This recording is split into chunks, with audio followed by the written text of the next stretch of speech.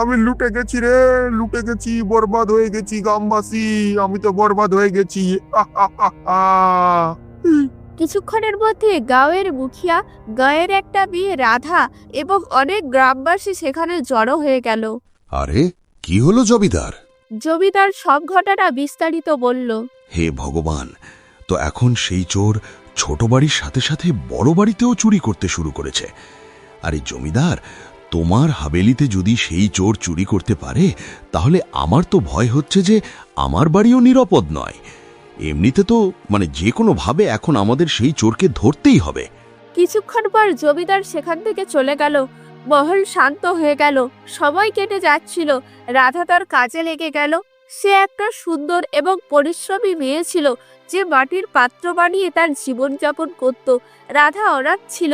একদিন রাধা তার বাড়ির বাইরে পাত্র বানাচ্ছিল, তখন গায়ের মুখিয়া সেখানে এলো।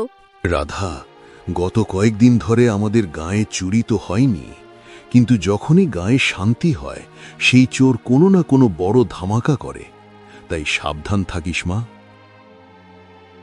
প্রধান সেখান থেকে চলে গেল। কিছুক্ষণ পর রাধা তার পাত্র বাজারে নিয়ে গেল।